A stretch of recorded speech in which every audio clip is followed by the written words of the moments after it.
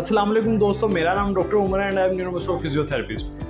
Last videos में हमने discuss किया था कि सीटिंग से स्टैंडिंग में पेशेंट किस तरह आता है। फिर हमने देखा है कि प्रोग्रेशन किस तरह करनी है, हमने सीटिंग से स्टैंडिंग में पेशेंट को कैसे लेके आना सेफली, हेल्दी और जो पेशेंट जो ताकि जो लेग पे प्रॉपर वेट बेयरिंग कर सके। अब हम पहुंच गए थे स्टैंडिंग की तरफ। अब हम डिस्कस करेंगे कि आगे हमने गेट ट्रेनिंग किस तरह करवानी है पेशेंट की।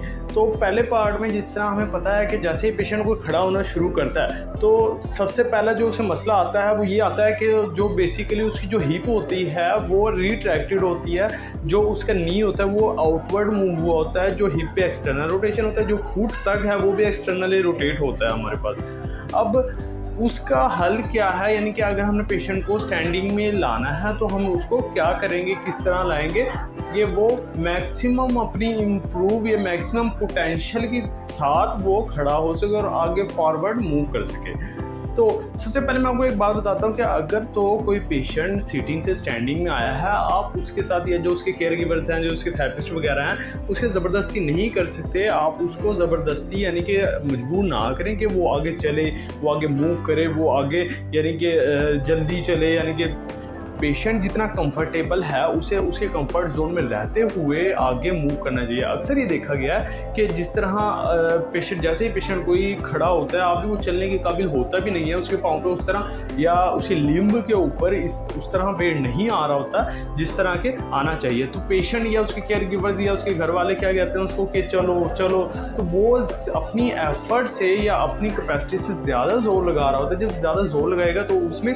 स्पास्टिसिटी वगैरह डेवलप हो जाती है। जब पेशेंट के अंदर स्पास्टिसिटी वगैरह डेवलप हो जाती है तो उसका जो हिप है पहले ही आउटवर्ड मूव कर रहा होता है, तो उसके अंदर जैसे कि सर्कमडक्टरी गेट वगैरह आ रहा होता है तो वो आना शुरू हो जाता है। तो सबसे पहले हम देखते हैं कि हमने पेशेंट की गेट ट्रेनिंग कैसे करानी है। मैं इस वीडियोस को 3 पार्ट में डिवाइड कर रहा हूँ। पहली में जैसा कि हमारे पास जो हिप है वो हमारे पास आउटवर्ड मूव किया होता है, हिप जो होता है रिट्रैक्टेड होता है, जो पूरा लिम्ब है वो ऐसे एक्सटर्नली रोटेट हुआ होता है। ठीक है, अब जो तो नी जो सा होता है वो भी ऐसे एक्सटर्नल रोटेट होगा, तो नी पर पेशेंट का कंट्रोल नहीं होगा और पेशेंट ऐसे आगे ऐसे टांग उठा के आगे रख रहा होता है। तो इसका मतलब ये हुआ कि पेशेंट उस तरह कंफर्टेबल नहीं होता। तो उसके लिए हमें नी का कंट्रोल डेवलप करवाना होगा पहले।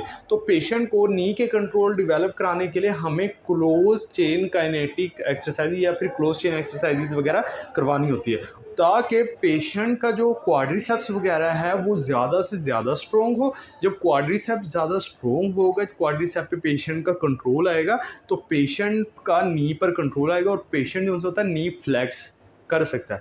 जैसा कि स्टार्ट में पेशेंट के पास से नी का कंट्रोल नहीं होता तो पेशेंट क्या होता है अपना पूरा limb as a whole move कर रहा होता है, यानी कि पूरा लिम्ब ऐसे उठाएगा, नी को फ्लैक्स नहीं करता, वो पूरे लिम्ब को ऐसे आगे फ्लैक्शन में ले गया होता है और हिप के फ्लैक्सर्स वगैरह यूज़ कर रहा होता है, नी के फ्लैक्सर्स या नी के एक्सटेंसर्स वगैरह यूज़ नहीं करता, जिसकी वजह से उसका जो गेट वगैरह है वो ऐसे लिम्पिंग गेट वगैरह बन जाता है या सर्कमडक्टरी गेट वगैरह बन जाता है। तो इसके लिए हमने कौन कौन सी एक्सरसाइजेज वगैरह करवाते हैं, क्लोज चेन काइनेटिक एक्सरसाइज, वो मैं आपको इस वीडियो में बताता हूँ। चलो चलते हैं अपनी वीडियो की तरफ।